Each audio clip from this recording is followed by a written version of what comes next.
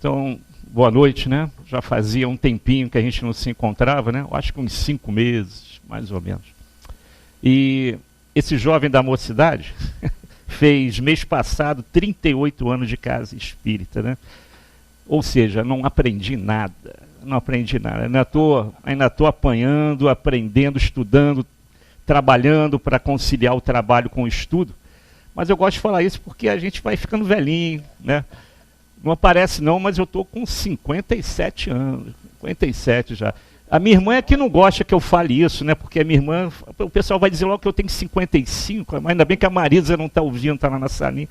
Mas chegamos aqui com 17 anos, né? 17 anos, 18 anos. Mas continuamos a aprender, Cheguei, 18 para 19, é isso aí. Mas antes da gente começar o estudo que a gente preparou aí para a noite de hoje, eu vou aproveitar aquela sua deixa daqueles seus amigos judeus. Semana passada eu fiz um estudo sobre reencarnação, naquela passagem de Nicodemos, né? Quando Nicodemos questiona Jesus, né? Poxa, depois de grande, como é que eu vou voltar para o ventre da minha mãe? Quer dizer, ele dá uma de João sem braço ali para ver como é que Jesus ia responder, né? Aí Jesus não responde, ele faz uma outra pergunta. Você que é doutor da lei, não sabe o que eu estou falando? Porque agora, com a cabala que você falou, o pessoal vai entender essa pergunta de Jesus. A cabala de hoje não tem muito a ver com a cabala dos judeus de 2000 anos atrás. É uma coisa meio esotérica, com magia, né? Tem umas coisas assim. Mas na época de Jesus, isso que me falou foi um companheiro nosso lá da faculdade, que também é judeu, e desde muito já vem pesquisando esse tipo de seita judaica reencarnacionista. O pessoal da Cabala, da época de Jesus, os judeus, doutores da lei, era um grupo muito pequeno. Não era qualquer doutor da lei que chegava na Cabala, não. Era um grupo elitista, como hoje tem algumas doutrinas secretas, né? O pessoal que é convidado a participar, era mais ou menos assim. E alguns doutores da lei eram convidados a estudar a Cabala, porque não esqueçam que os judeus são um dos 4 povos de Capela. Então a memória do espírito estava lá. Então eles estudavam reencarnação, como estudamos hoje na doutrina espírita. Por isso que Jesus, sabendo quem era Nicodemos, responde com essa pergunta. Mas você que é doutor da lei, não sabe o que eu estou falando, tanto que ele fechou a boca e foi embora, né? Disfarçou e foi embora. Porque essa é a verdade, pessoal.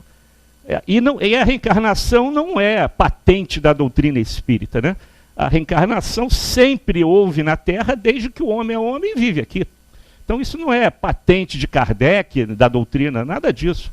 Apenas a doutrina espírita traz de volta, levanta o véu da verdade, porque Jesus também comentava isso naquela época, nas reuniões, né, que ele fazia na casa de Pedro, que eram verdadeiros cultos do Evangelho no lar. Ele falava disso tudo que a gente fala hoje, de reencarnação, pluralidade dos mundos, né? Pluralidade das existências, perispírito, falava disso tudo.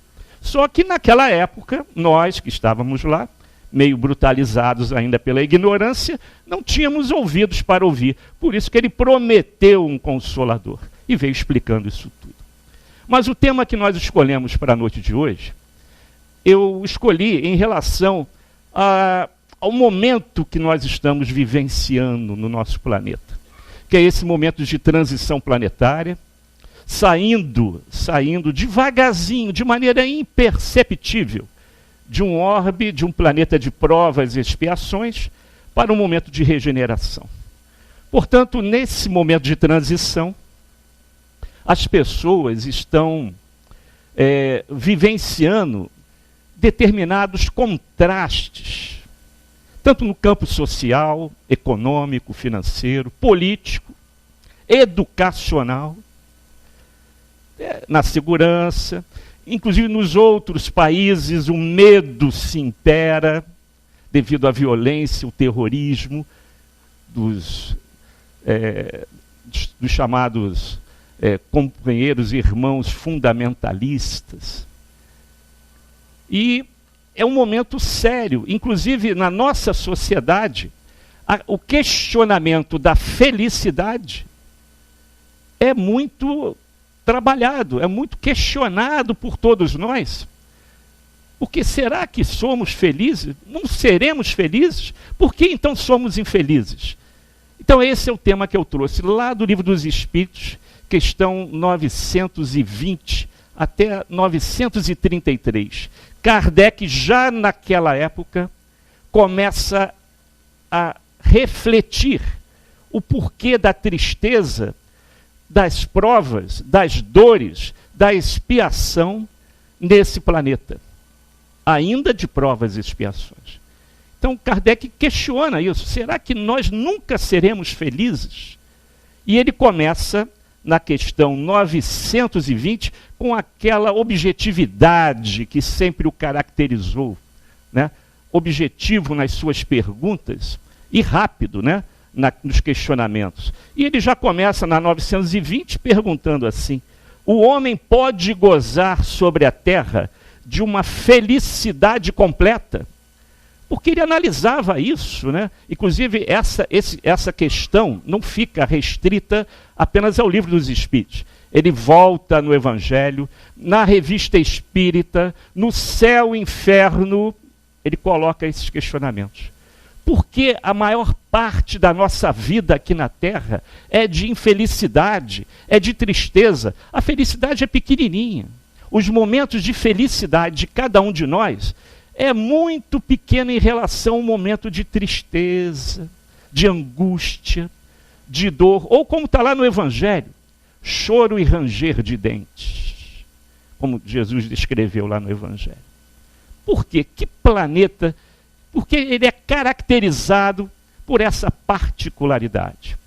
E os Espíritos respondem também de forma objetiva, dizendo, repetindo a pergunta: o homem pode gozar sobre a terra de uma felicidade completa? Resposta: não, não.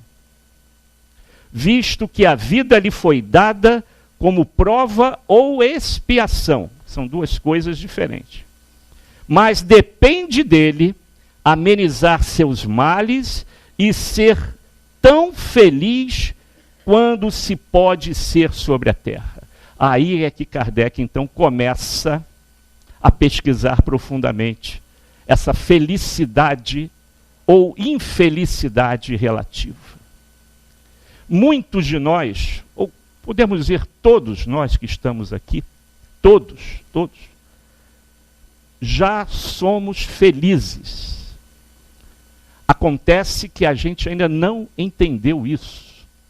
Porque muitos de nós, principalmente os companheiros que não têm, como nós, a oportunidade de chegar a uma casa espírita, de estudar uma doutrina abençoada como essa, de ver que muitas das vezes a felicidade já está dentro do nosso coração e buscamos a felicidade em coisas materiais, buscando a felicidade nas pessoas, na posse do ter. Então, nunca será feliz. É como aquela criança que no Natal, ou no seu aniversário, ganha aquele presente belíssimo, mas no dia seguinte já está brincando com a embalagem e deixa o brinquedo de lado, querendo outro melhor. Nós nunca ficaremos felizes se o nosso padrão de felicidade for objetivado em coisas materiais. Sempre vai querer algo maior, algo para complementar. Ah, o meu sonho de consumo é ter isso. E quando tem, já pensa no outro. Porque isso é um vício. E você nunca vai ficar satisfeito com o que tem. E por isso que os amigos espirituais já nos advertem, dizendo que nós já somos felizes.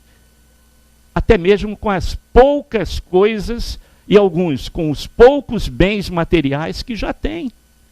E na nossa busca, não, mas eu quero ter uma casa assim, um carro assim, eu quero ter uma vida assim, eu quero ainda ter um sonho de consumo assim, isso nunca vai acabar. A bola de neve vai crescer, crescer, crescer sempre nunca vai acabar. E você já é feliz, companheiro. Só que você não entendeu isso. E a busca do ter nos leva agora não só a comprar as coisas que o dinheiro pode comprar, ou que o poder econômico contempla, agora também tem a ostentação. Você tem que mostrar que tem. Não basta ter, tem que dizer que tem. Mostrar. E isso não acaba nunca. Tanto que Kardec, logo depois dessa pergunta, ele faz uma pergunta subsequente, complementar a essa. É a 921. Concebe-se que o homem será feliz sobre a terra quando a humanidade estiver transformada. Mas até lá, cada um pode se garantir em uma felicidade relativa. Então Kardec já entra no caminho da felicidade relativa, de acordo com a nossa programação reencarnatória. Ninguém está com dificuldades, passando por provas, doenças psicossomáticas ou doenças kármicas, que é o caso do câncer, que cada um de nós tem exemplos, pelo menos na nossa família. Por que isso?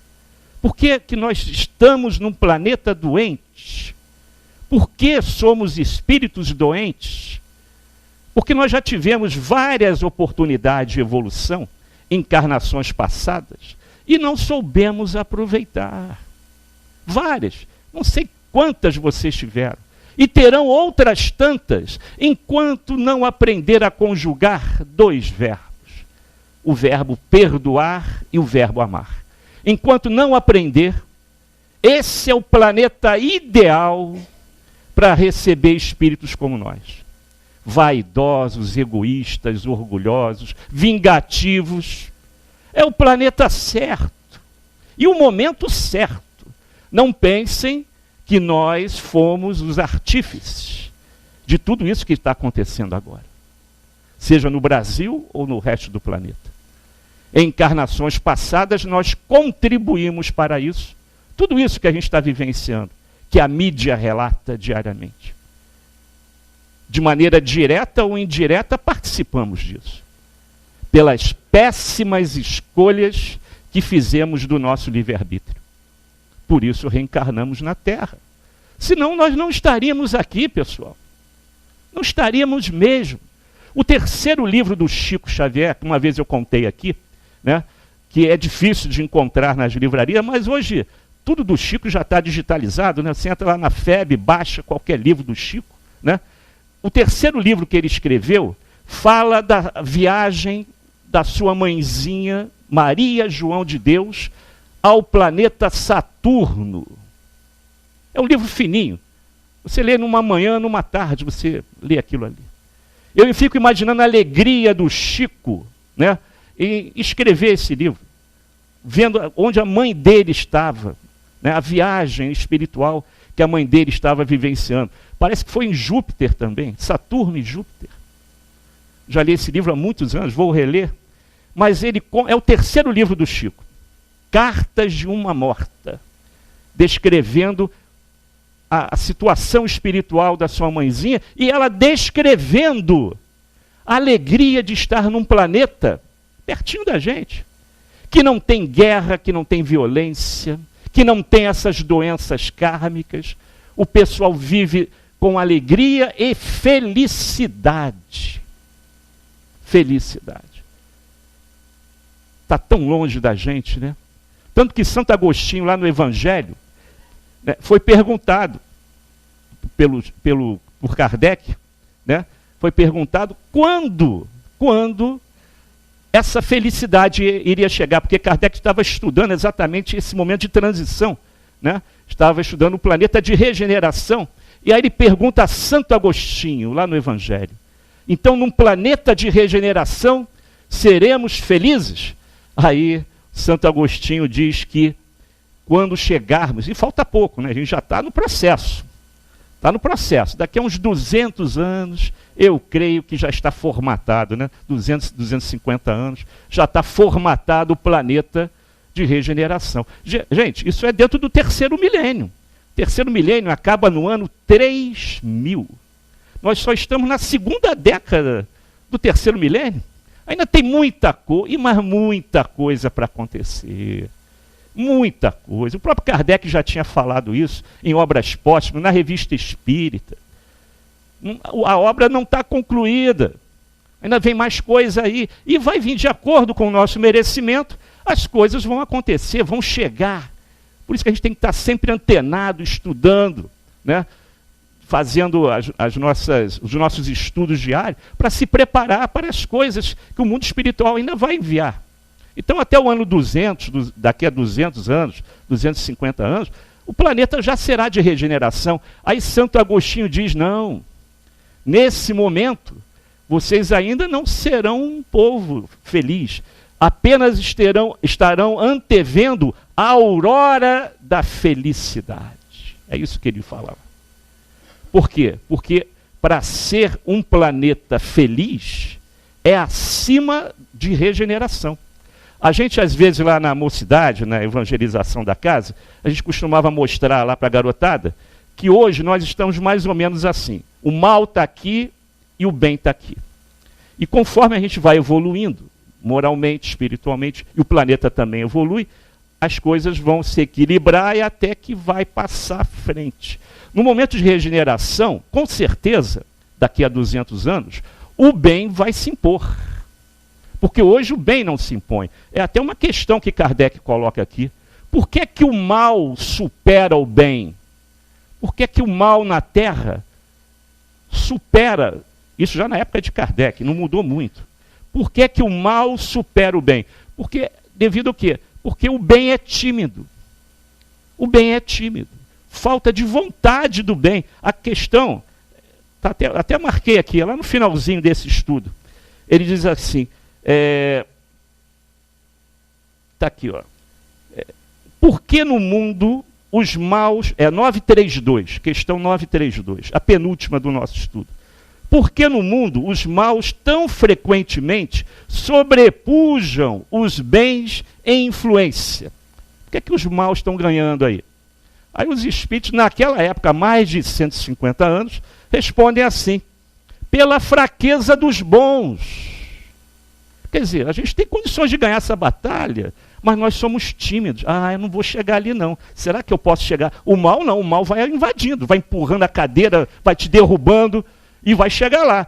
Mas tem muita gente, eu tenho que pedir licença aqui. E o mal não, o mal se impõe. Fraqueza dos bons. Olha aqui. Pela fraqueza dos bons. Os maus são intrigantes e audaciosos. Olha só. Os bons são tímidos. Existe um adesivo que de vez em quando eu vejo atrás dos carros, que as concessionárias colocam, aquelas concessionárias que trabalham com a sustentabilidade. É bom ser do bem, não é isso? Mas é um adesivo pequenininho, você tem que bater no para-choque do cara para ler aquilo ali. Por que não bota aquilo tão grande como o pessoal do Flamengo coloca um escudo desse tamanho no carro? CRF. Eu botava isso também grande, rapaz. É bonita. Bonita. Mas bota grande também, não é um negocinho. Já viram esse adesivo aí? Às vezes nem vê, né? Porque é pequenininho.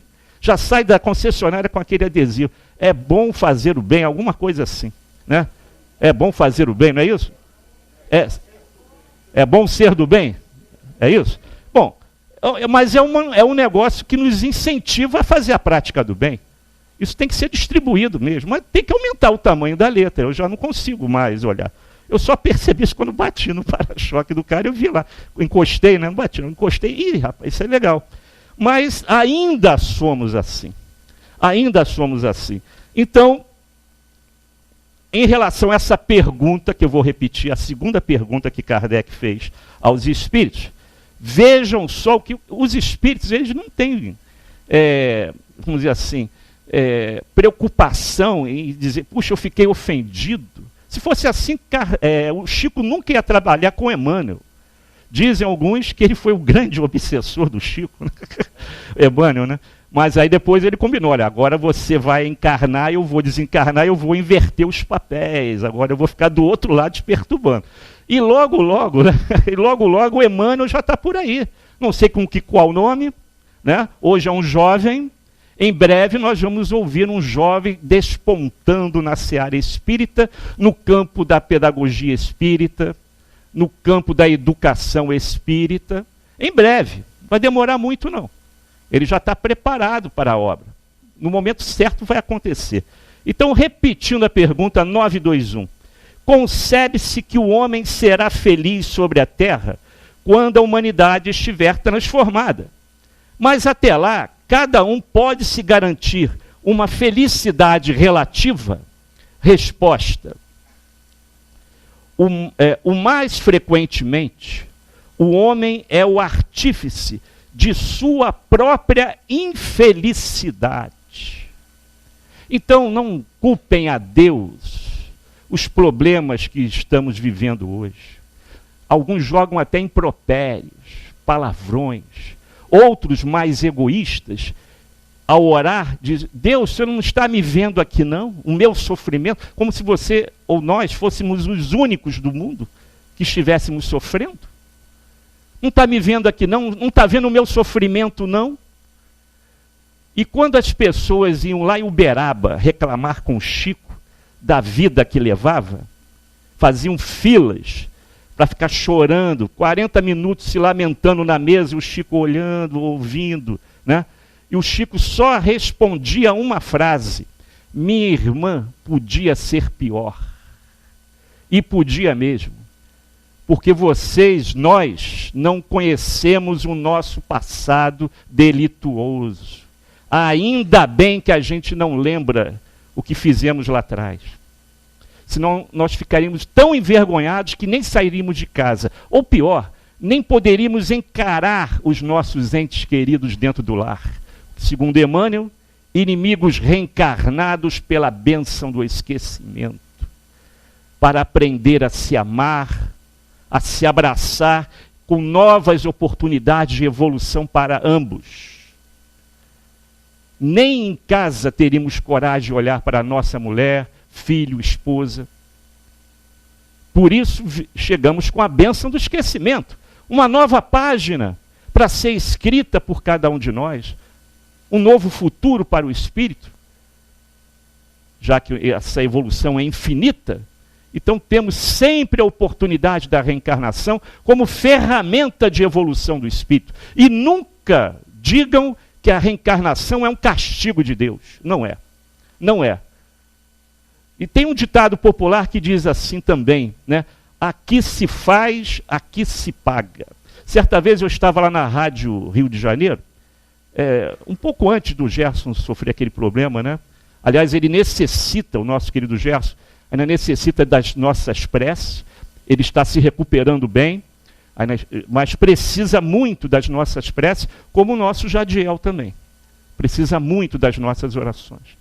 E eu estava na rádio, naquele momento que a Rádio Rio de Janeiro, vocês sabem aí que a Rádio Rio de Janeiro vai fazer agora 45 anos, né? 45 anos. E era um momento que a rádio estava ocupando, e não perdeu, muita gente não sabe disso, o 3º lugar em audiência AM. Muita gente não sabe disso. A Rádio Rio de Janeiro é a 3ª rádio do Rio de Janeiro em AM. Só perde para a Tupi e para a Globo.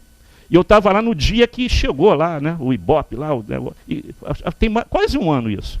Né? E ele feliz da vida, né, comemorando, mas não sei por que nós tocamos nesse assunto da felicidade, a que se faz. Por causa do livro dele. Ele estava lançando um livro, e que, olha, no meu livro eu não falo que aqui se faz, aqui se paga. Aqui se faz, aqui se repara. Porque Deus não se sente cobrador de ninguém. Não se sente. Nós devemos, moralmente falando, porque conforme o espírito vai evoluindo, e a gente vai lembrando do nosso passado, sabendo o que a gente fez lá atrás, ficamos envergonhados. Envergonhados. Porque quando o espírito está no mundo espiritual, na erraticidade, o perispírito é aquele ponto, é aquele contato de memória espiritual para qualquer um que chegue perto de você. Ele olha para o teu perispírito e sabe quem você é. Ali não tem disfarce, não tem máscara. Você se apresenta como é na erraticidade. Basta um espírito um pouquinho mais superior que você olhar para você bem no teu perispírito, ele vai ver quem é você. Está tudo registrado ali. Tudo registrado. E conforme nós vamos evoluindo moralmente, a nossa consciência é que nos cobra. Não é Deus, não é Jesus. A lei de ação e reação funciona assim. Conforme a sua evolução moral, você se sente na obrigação de, poxa, eu tenho que reparar esse erro. Às vezes o negócio é tão complicado, você vê que fez tantas besteiras, você chega na tua programação reencarnatória, quando a gente faz a nossa programação, o teu companheiro, o teu mentor, o teu anjo, guardião, o nome que queiram dar, chega perto de você e diz, olha, você não vai cumprir nem 80% que está aqui, não. Porque a gente fica tão envergonhado que a gente quer, numa tacada só, numa encarnação, resgatar tudo. E ele vai, olha, vamos devagar, lembra dos carnês da Casa Bahia? Pagar em 80 vezes, né? Vamos fazer igual os carnês da Casa Bahia. Você pecou por atacado, né? Errou por atacado, errei. Então vamos devagarzinho. Cada encarnação você vai dando um passo, depois vai dando outro. Porque numa só não vai dar. Porque ainda somos vaidosos, orgulhosos, egoístas. E não é na encarnação seguinte que essa mágica vai acontecer, isso tudo vai acabar. É devagar, como tudo na natureza é devagar. Tudo é lento, é gradual, mas as coisas estão acontecendo. Então os espíritos foram claros aqui, foram claros e objetivos, né? O mais frequentemente, o homem é o artífice de sua própria infelicidade. Então não culpe a ninguém, muito menos a Deus, o que você fez de errado lá atrás. E basta ter aquele sono tranquilo, colocar a cabeça no travesseiro antes de dormir, aí você analisando a sua índole, os seus prazeres, você sabe exatamente quem você foi lá atrás. Não precisa fazer TVP não, terapia de vidas passadas não. Bota a cabeça no travesseiro, fica pensando quem você é, né? Os seus prazeres na Terra, o que você gosta de fazer, como você age, e você sabe quem foi lá atrás. Não precisa fazer TVP não. E por aí você vai tentando se melhorar. Devagarzinho a gente vai conseguir. Por isso que eu falei antes, tivemos várias encarnações, não sei quantas, centenas, e teremos outras tantas até a gente aprender a amar e perdoar. Aí não precisa mais ficar nesse planeta. Você vai para um outro orbe mais à frente. Mas Kardec ainda não estava satisfeito totalmente. Ele entra, a partir dessa felicidade e infelicidade, ele começa, de uma maneira muito didática, relacionar a felicidade e a infelicidade com os bens materiais. Aí ele elabora essa seguinte questão aqui. A felicidade terrestre é relativa, é a 922. A felicidade terrestre é relativa à posição de cada um. O que basta a felicidade de um faz a infelicidade do outro. Isso é verdade. Entretanto, há uma medida de felicidade comum a todos os homens. Existe essa medida, essa receitinha de bolo para cada um ser feliz? E os espíritos também, de uma maneira didática, responderam a Kardec. Para a vida material, é a posse do necessário. A posse do necessário. Por isso que eu já entrei aqui falando que quase todos nós já somos felizes. Nós agora estamos colocando na nossa cabeça que queremos algo mais. Claro que ninguém está proibido de ter um conforto.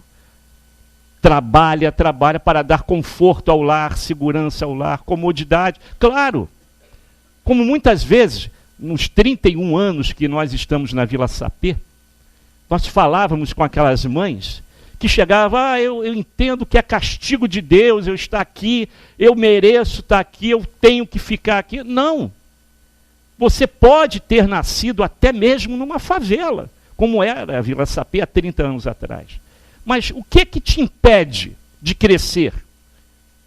De dar todo o suporte para os seus filhos, para uma nova geração, entrar na educação, fugindo do crime. Até eu falava com o pessoal lá naquela época, a gente chegou junto lá 31 anos atrás.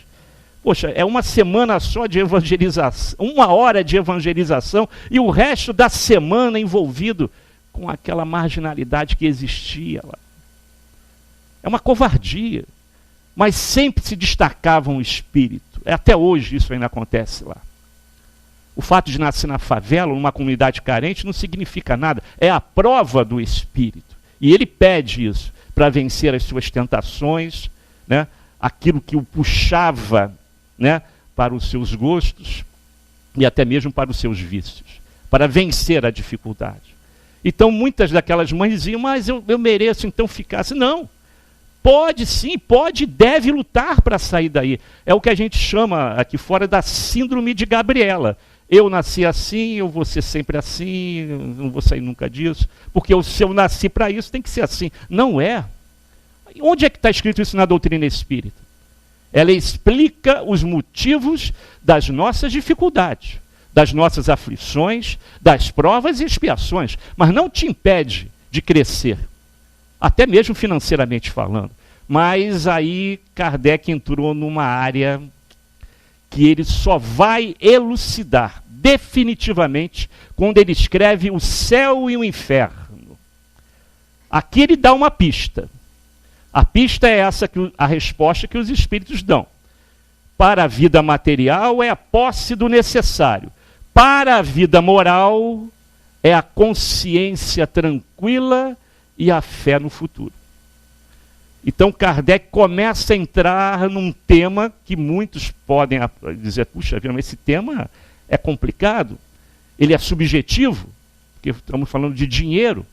Uns têm muito, outros não têm nada, e outros não têm praticamente nada, zero. Aí Kardec aproveita e faz essa pergunta aqui, ó.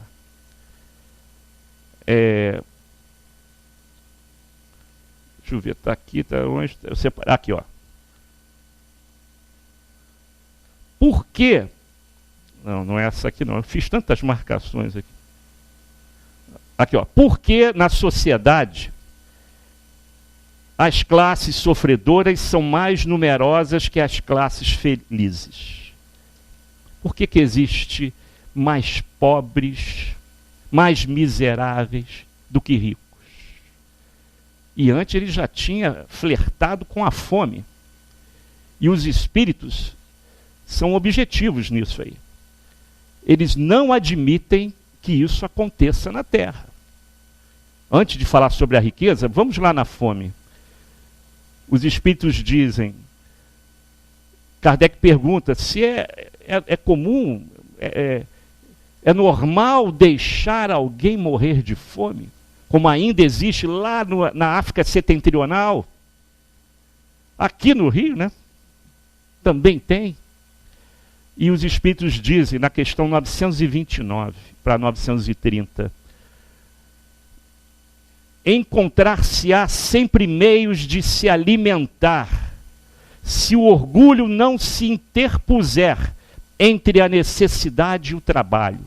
E aí os espíritos ainda são mais objetivos. É igual Emmanuel. Emmanuel era assim também. Emmanuel era assim. E eles dizem, numa sociedade organizada, se nós nos chamamos de sociedade organizada, século XXI, não é? Numa sociedade organizada, segundo a lei do Cristo, ninguém deve morrer de fome. Isso é consequência do egoísmo humano, das péssimas diferenças sociais, econômicas. O Brasil, ontem no Globo também, acho que saiu uma estatística do Rio de Janeiro, dizendo que 10% da população economicamente ativa do Rio de Janeiro detém quase que 55%, né, por cento do capital financeiro em circulação. Vamos aumentar isso no universo macroeconômico para o Brasil. 5% da população brasileira detém 60% da renda ou da chamada meios de pagamentos no nosso Brasil. Do dinheiro que circula, que está com você agora, guardado em casa ou guardado no banco, aplicado no banco. Os meios de pagamento. 5% da população brasileira detém de 60% a 65% do dinheiro que circula no país. Isso não é péssima divisão de renda, mas é o ambiente ideal para que os espíritos lá da velha Europa, das velhas condessas, barões, rainhas, reencarnem lá no interior do Nordeste ou da Amazônia. Está cheio de barões ali, de baronesas, resgatando aquele passado delituoso.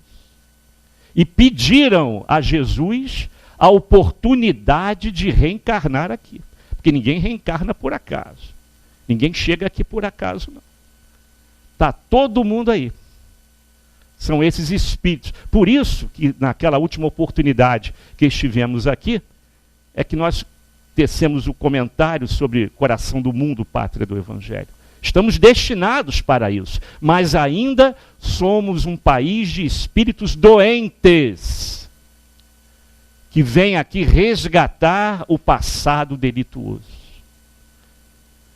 E aí é que Kardec entra na questão da pobreza e da riqueza. E é nessa fase do estudo do Livro dos Espíritos que Kardec coloca textualmente que a prova da riqueza é muito mais difícil que a pobreza.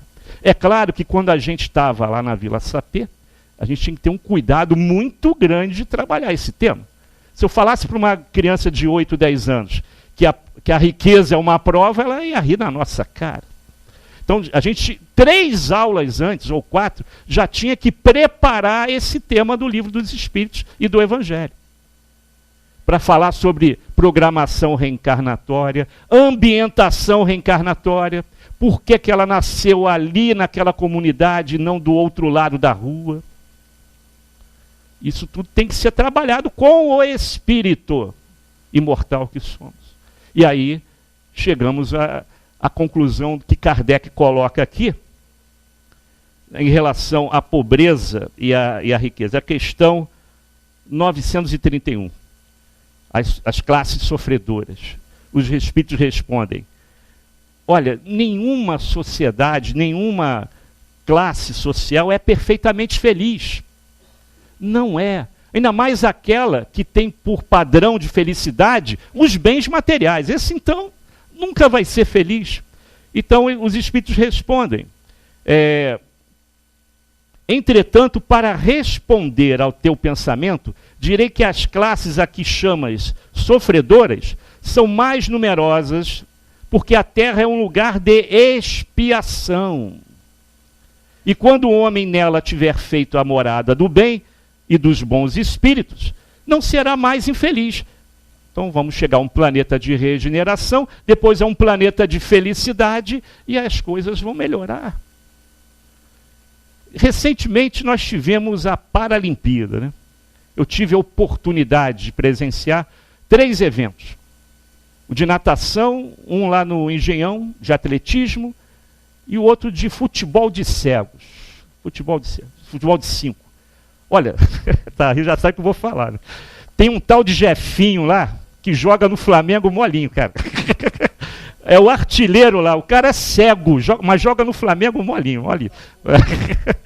Olha, eu já fui goleiro de futebol de salão. Eu sei a dificuldade de pegar, agora é futsal, né? Eu sei a dificuldade de pegar uma daquelas bolas, mas ninguém pega. O cara é bom, ele dribla e chuta no ângulo, ninguém pega. E o goleiro não é cego, né? O goleiro enxerga, né? Não é possível. Como é que o cara faz aquilo ali? É um tal de Jefinho, é o nome dele, Jefinho. Joga no Flamengo molinho. Joga fácil no Flamengo. Aí eu fui ver depois, já saí emocionado, né, que nunca tinha visto aquilo, já saí emocionado. Fui ver natação. Quem não tem braço se virava com a perna.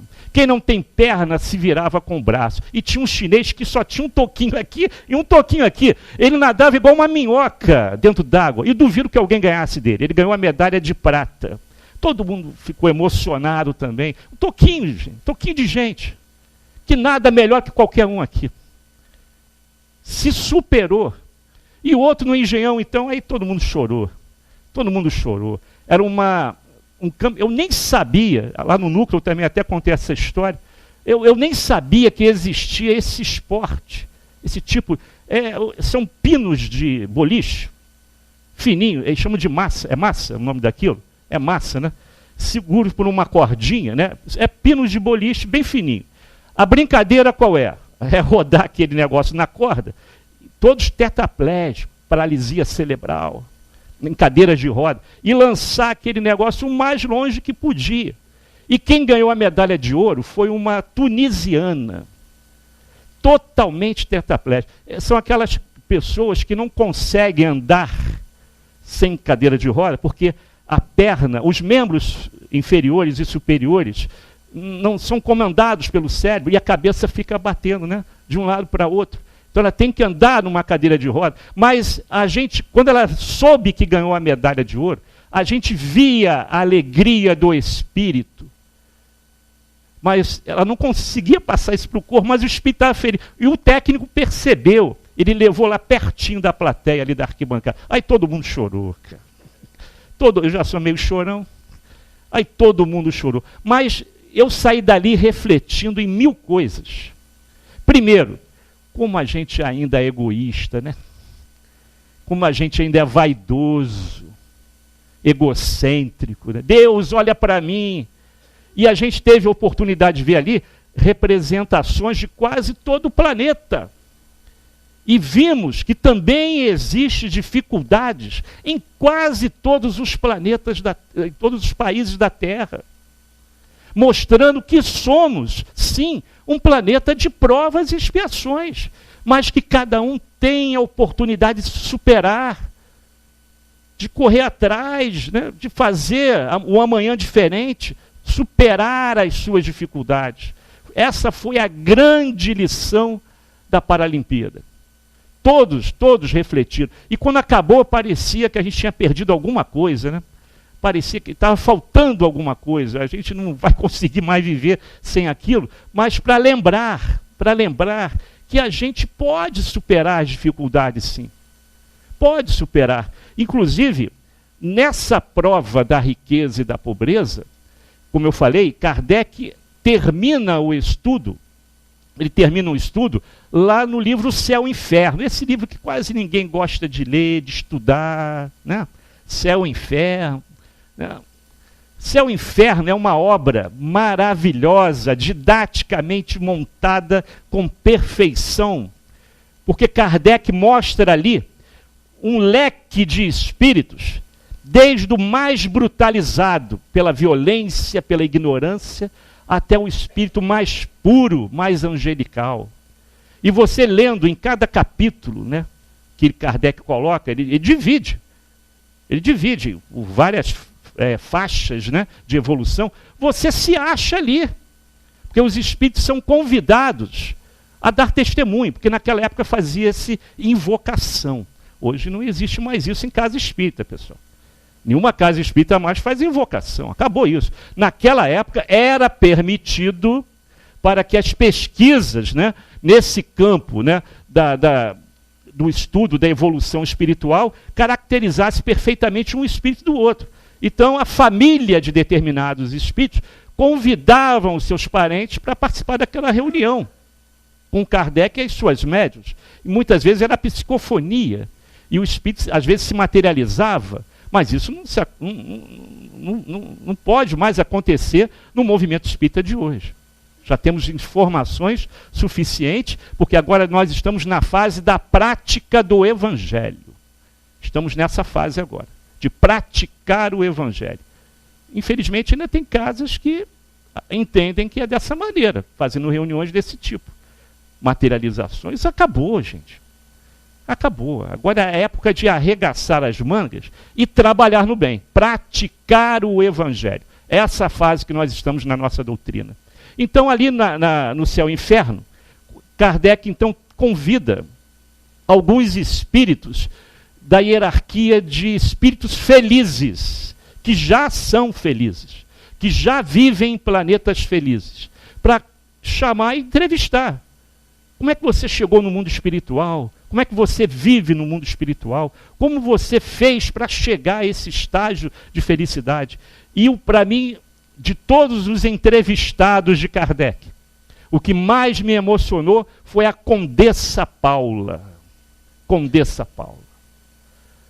E ela mostra que não chegou a esse estágio por acaso. Aliás, o acaso não existe, foi com muito trabalho. E ela foi uma condessa de um conde alemão, riquíssimo, riquíssimo, desencarnou com 36 anos de idade, e quando ela podia fazer o bem, ela fazia. E não admitia, no castelo dela, excessos de toda ordem, principalmente alimentares. Então, sempre, pela posição do conde, né, sempre tinha aqueles banquetes maravilhosos, mas ela fazia de tal maneira que não sobrava nada. Caso sobrasse alguma coisa em excesso, ela convidava os seus serviçais a distribuir na rua na mesma hora.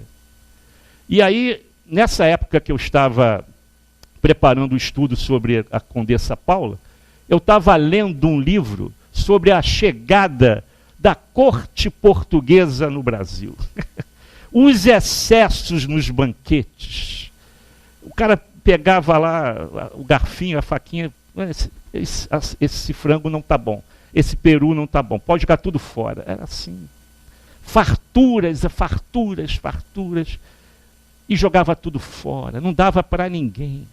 A Condessa Paula não permitia. Aí Kardec foi direto no ponto, né? Mas vem cá, como é que se deu essa sua evolução, o seu preparo, como é que você chegou a esse estágio? E ela revela que antes de passar pela prova da riqueza, repito, é uma prova que derruba muita gente, antes de passar pela prova da riqueza, ela pediu várias encarnações no campo da pobreza e do trabalho excessivo, para valorizar depois o dinheiro que ela teria. Ela pediu várias encarnações no estágio da pobreza, para poder valorizar a prova da riqueza. Por isso que ela não faliu, ela se preparou. E talvez era a última prova que ela precisava passar para chegar ao estágio de espírito feliz. Está lá no céu e inferno, espíritos felizes, Condessa Paula. E com 36 anos, ela desencarna. Como se Jesus dissesse, não precisa ficar mais tempo aqui não, minha irmã. Você já deu demonstração de amor. Já pode partir para onde você deve ficar. Pode ir. Ah, sim. Quer falar aí? Quer falar? Não. É hipótese, né? É uma hipótese. Dizem. Eu já ouvi também. O pessoal vai ficar curioso, querendo saber o que é que vocês falaram, mas não. Depois você fala. Depois. Bom, finalizando aqui. Falamos aqui. Aqui, ó. O problema da fome, né? Da miséria. Os espíritos falam assim. Não se deve jamais ter a ideia de se deixar morrer de fome. Encontrar-se-á sempre meios de se alimentar. É o egoísmo do ser humano que não permite isso. É o egoísmo do homem que faz com que as divisões sociais aconteçam. As guerras, a violência, é consequência do egoísmo. Agora mesmo, né, eu recebi no WhatsApp, uma comunidade de pessoas cristãs, dizendo que às 9 horas vai haver uma mentalização. Já receberam isso, né? Que o Papa, o nosso Papa Francisco, o nosso, porque ele é argentino, está aqui do lado, né? Então ele está dizendo que às 9 horas, dizem que foi ele que convidou essa mentalização, porque essas coisas do WhatsApp sabe como é que é, né? A gente tem que questionar se é verdade ou não. Mas os cristãos, as pessoas de todas as religiões. Daqui a pouquinho, às 9 horas, quando a gente for fazer a nossa prece aqui, vamos nos unir, então, a esses irmãos, companheiros do mundo inteiro, que vai orar por esses irmãos lá da Síria, né? Que estão passando por uma prova extrema. E nada acontece por acaso. É claro que nós temos a lei de ação e reação no nosso coração, mas nós não podemos ser insensíveis em relação a isso. Porque um poderia dizer, agora eu sou espírita, eu sei por que ele está passando por isso. Alto lá. E a piedade, a caridade, a máxima de Kardec, fora da caridade não há salvação. Você detém o conhecimento, então você tem que praticar a caridade com esse conhecimento que você tem. Muito mais por ter esse conhecimento. E muitas vezes a gente se perde pela vaidade, pelo conhecimento excessivo, pela intelectualidade que está adentrando na seara espírita. Isso me mete muito medo, gente. A intelectualidade. Temos que voltar a trabalhar no bem. Então, esses grandes mártires do cristianismo, né, não viveram à toa. Esses grandes ícones do espiritismo não reencarnaram à toa. Eles estão aí para dar o exemplo. Temos que seguir à frente com esses exemplos de um Bezerra de Menezes, né, de um Chico, que saiu recentemente perto de nós agora, mas ficou o exemplo. Bom, a última questão diz respeito, então, à evolução que o planeta está tomando em relação também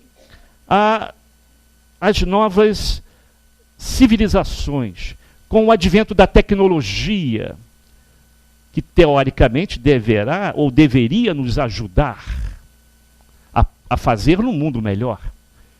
Essa questão foi feita, repito, há mais de 150 anos. Está atualíssima. Olha o que Kardec perguntou. A civilização, criando novas necessidades, não é fonte de novas aflições?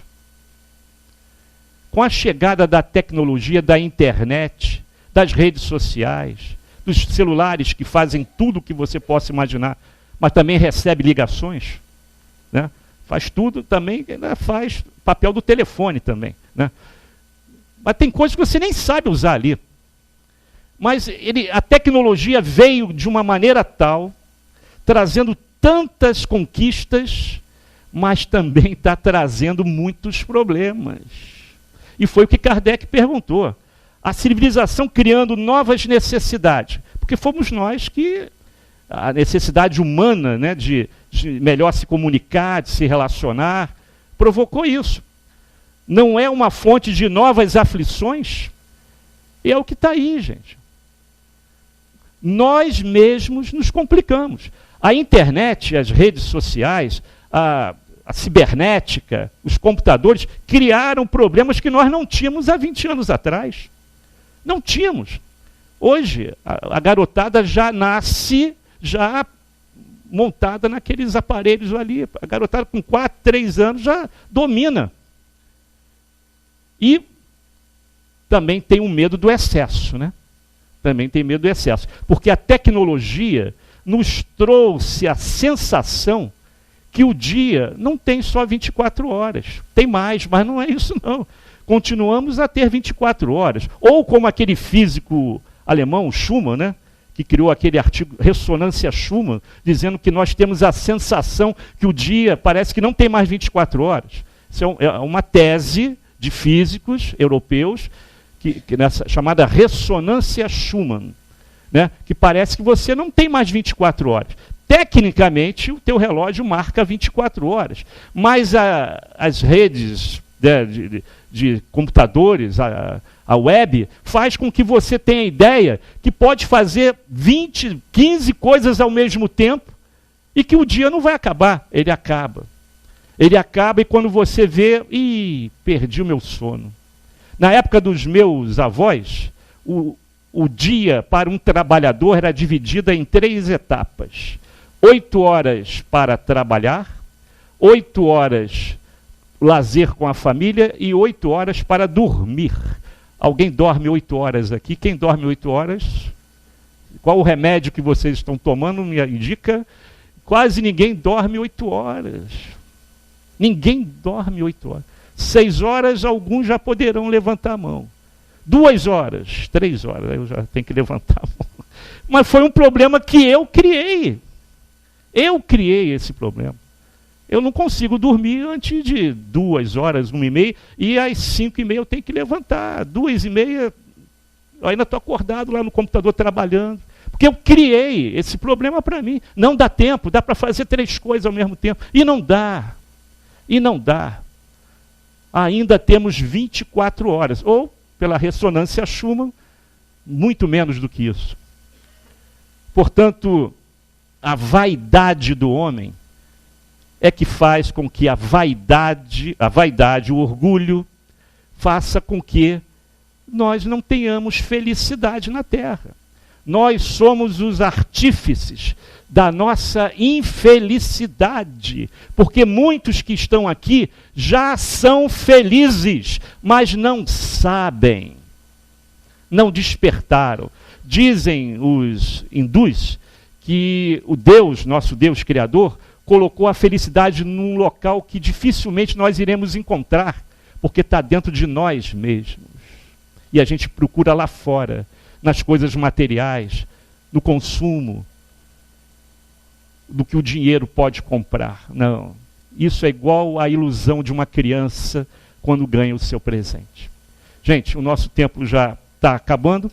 Fica aqui a nossa reflexão para que possamos analisar com mais calma, com coração cristão, que todos nós somos os artífices do nosso amanhã.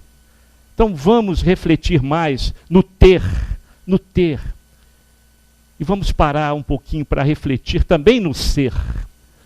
As conquistas que nós estamos tendo para avançar num planeta melhor, onde futuramente, em breve, porque o que é 400 anos, 1000 anos para o infinito do Espírito?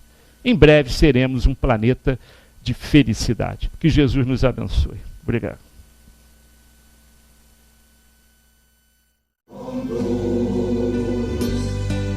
Nesta jornada, pelos caminhos da luz, querido Eurípides, apóstolo